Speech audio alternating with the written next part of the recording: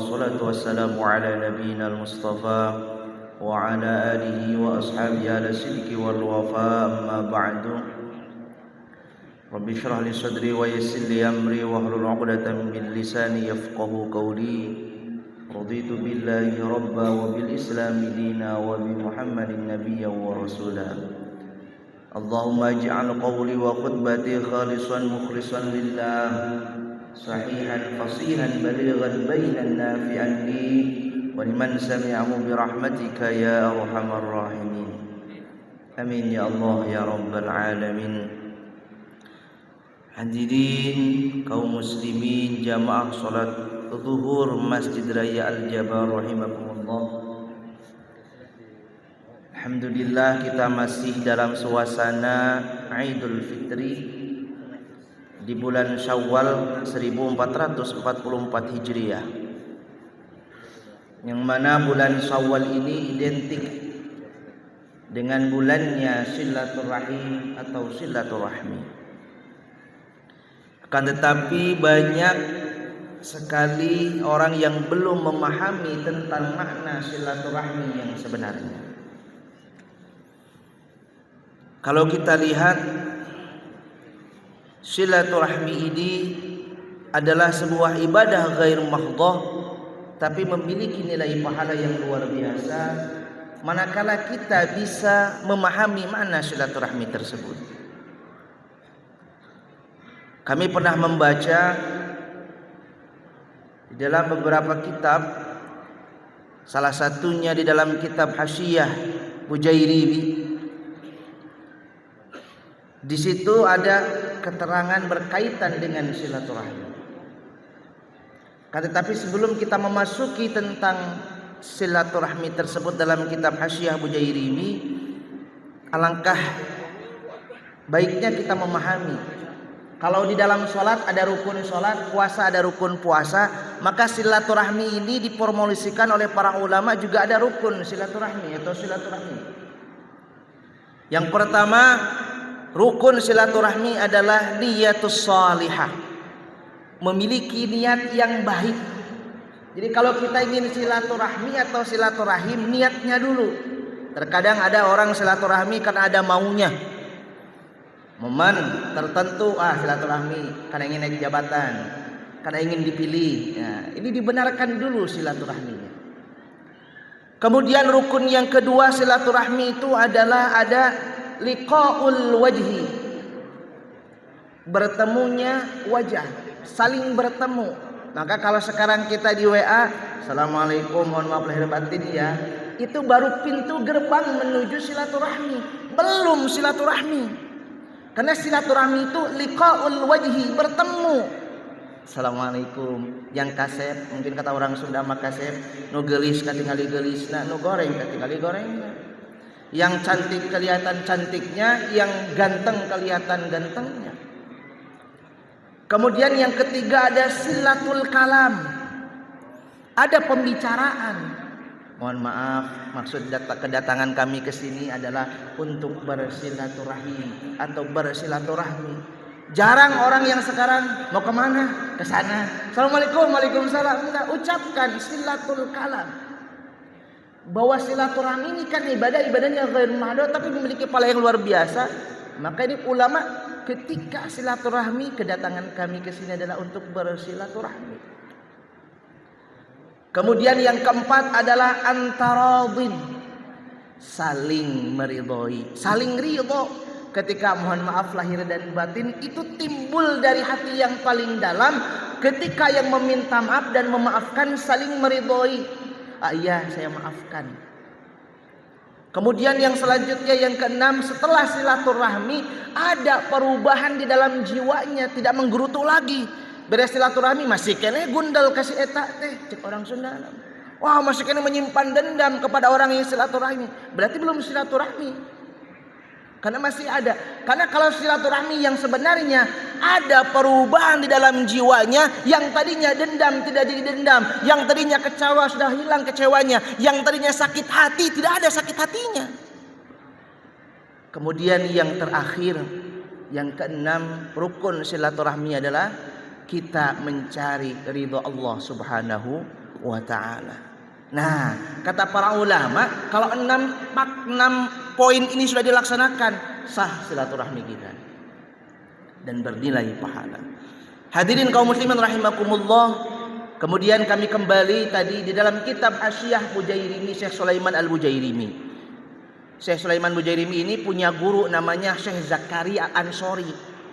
Ketika Syekh Sulaiman Al-Bujairimi ini ngaji, ini ulama dulu mah ngaji bikin catatan kaki.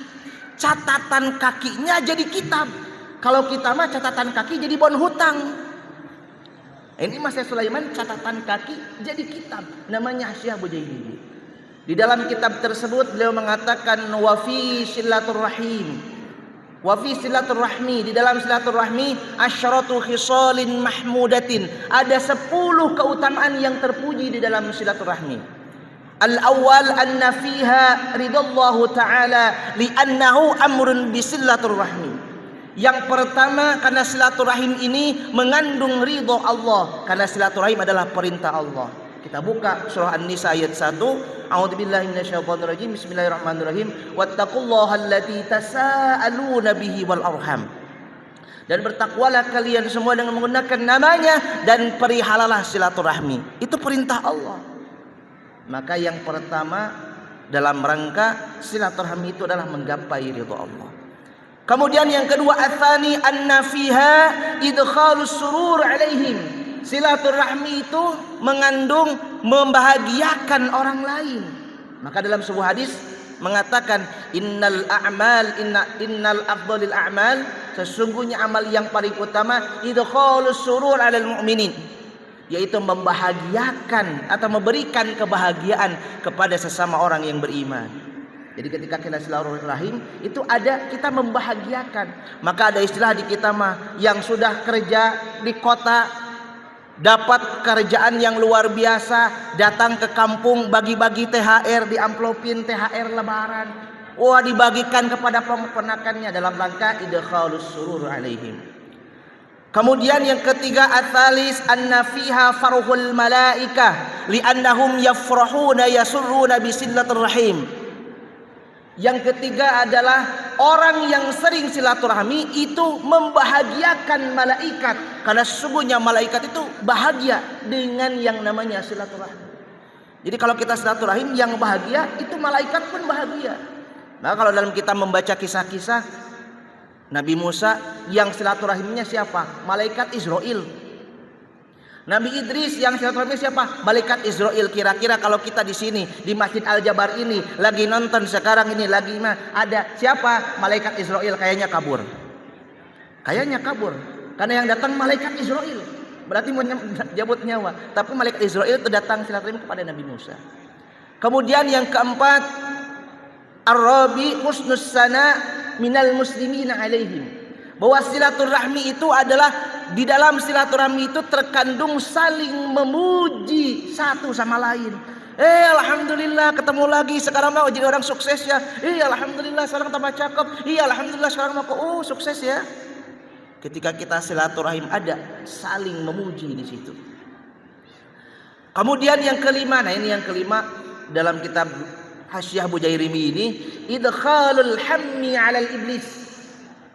Jadi kalau kita sering silaturahmi, iblis pusing, rungsing cek Sunda nama. Jadi kalau kita sering silaturahim, iblis tuh pusing. Wah, saya mah silaturahim wae, pusing. Bahkan kecewa kepada orang-orang yang silaturahim. Kemudian yang keenam,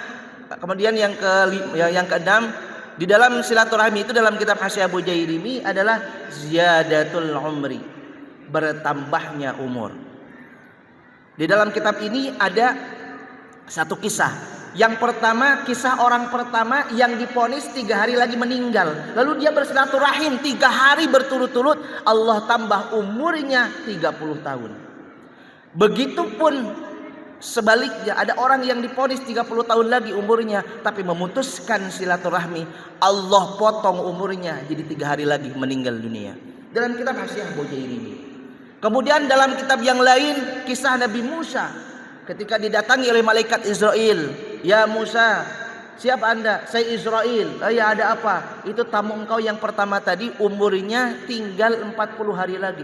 Diberitahu oleh Nabi Musa tamu tersebut, dan tamu tersebut 40 hari bersilaturahmi, dan setelah bersilaturahmi Allah tambahkan umurnya. Meskipun berkaitan seperti ini, oh berarti kalau gitu umur kita bisa ditambah. Hakikatnya yang tahu umur kita adalah Allah. Malaikat gak ada yang tahu. Ketika malaikat cabut ternyata belum waktunya. Nah itu ziyadatul umur. Ada juga ziyadatul umur itu adalah bertambahnya kebaikan. Meskipun sudah meninggal tetap dikenang. Kemudian yang ketujuh adalah barakatun fi rizki, berkahnya rizki. Berkah itu adanya ziyadatul khair, bertambahnya kebaikan. Jadi rizki kita barokah itu bukan diukur dengan punya mobil Mercy, punya mobil mewah, tidak. Ketika kita punya kebutuhan Allah cukupi, itu namanya barokah. Cek Sundanya mah waluya, waktu perlu ayah, namanya barokah. Kemudian yang selanjutnya, yang ke-9, yang ke-8 adalah sururul amwat, membahagiakan orang yang sudah mati. Li'annal aba'i wal ajdadi yasurruna bisilatil qarabah, karena ayah ibunya atau kakeknya yang sudah meninggal senang dengan silaturahmi dengan para kerabat. Kemudian yang ke-9 adalah ziyadatul muru'ah, tambahnya muru'ah. Jadi kalau kita ingin tambah muru'ah, sering-seringlah kita bersilaturahmi. Kemudian yang terakhir di dalam kitab Hasyiah Bujairimi mengatakan ziyadatul ajri ba'dal amwat, bertambahnya pahala setelah orang-orang yang senang bersilaturahmi ini meninggal dunia, karena dikenang oleh orang lain bahwa orang tersebut rajin bersilaturahmi. Oleh karena itu para hadirin kaum muslimin rahimakumullah, yuk kita sama-sama perbaharui silaturahmi kita supaya memiliki makna yang baik. Dan puncaknya silaturahmi ada di dalam hadis Rasulullah mengatakan laisal wasil bil mukafi, bukanlah yang disebut menyambungkan silaturahmi kepada orang yang sudah berbuat baik kepada kita, walakinnal wasil, tapi yang disebut dengan menyambungkan silaturahmi adalah idza man qata'at rahimahu wa salaha, ketika ada orang yang memutuskan silaturahmi dengan kita lalu kita menyambungkannya, itu yang namanya puncak silaturahmi. Jadi puncak silaturahmi itu adalah puncaknya adalah ketika kita punya musuh, nah silaturahmi kepada musuh kita, atau silaturahmi kepada orang yang membenci kita. Ada tetangga yang benci sama kita, nah kita datangin, nah itu puncaknya silaturahmi yang terbesar. Mudah-mudahan ada manfaatnya, dan mudah-mudahan kita bukan hanya menggunakan momen silaturahmi ini di Idul Fitri, tapi kita jadikan sebuah amalan di bulan-bulan selanjutnya, kita rajin bersilaturahmi. Mudah-mudahan dengan ulasan yang singkat ini kita bisa mendapatkan pelajaran dengan memperbaharui makna silaturahmi kita, sehingga silaturahmi kita bernilai ibadah dan pahalanya luar biasa di sisi Allah. Amin ya Allah ya rabbal alamin. Ihdinas shiratal mustaqim wal 'afwu minkum. Wassalamualaikum warahmatullahi wabarakatuh.